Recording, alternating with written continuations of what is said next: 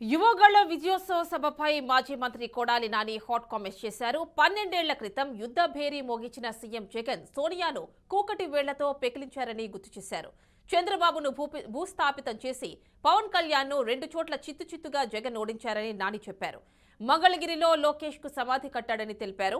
ముఖ్యమంత్రి జగన్మోహన్ రెడ్డి పుట్టినరోజు సందర్భంగా ఎమ్మెల్యే కొడాలి నాని శరత్ థియేటర్లో కేక్ కట్ చేశారు. ఇప్పుడు జగన్మోహన్ రెడ్డి గారు 2009 సెప్టెంబర్ 2వ తారీఖున రాజశేఖర రెడ్డి గారు చనిపోయిన రోజు నుంచి జగన్మోహన్ రెడ్డి గారు యుద్ధం ప్రకటించాడు.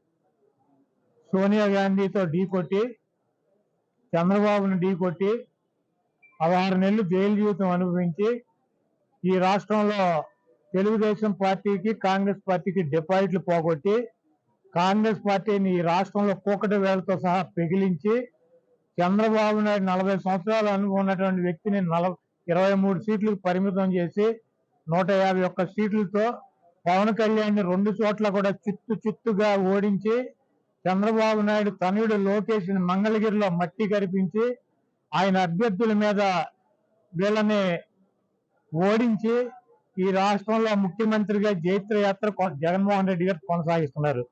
పవన్ కళ్యాణ్, చంద్రబాబు నాయుడు, లోకేష్ ఇప్పుడైనా యుద్ధ పేరు మోగించి, గంటలు మోగించి, పిల్లి మేడలో గంటలు కట్టుకొని చచ్చి ఉంటారు నిన్న మొన్న.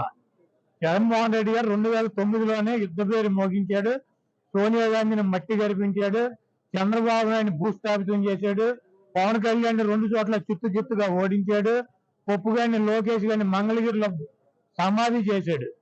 అది పరంపర కొనసాగుతూనే ఉంది. జగన్మోహన్ రెడ్డి గారు ఈ రోజు యుద్ధ పేరు మోగించడం కాదు, 2009లోనే మోగించారు.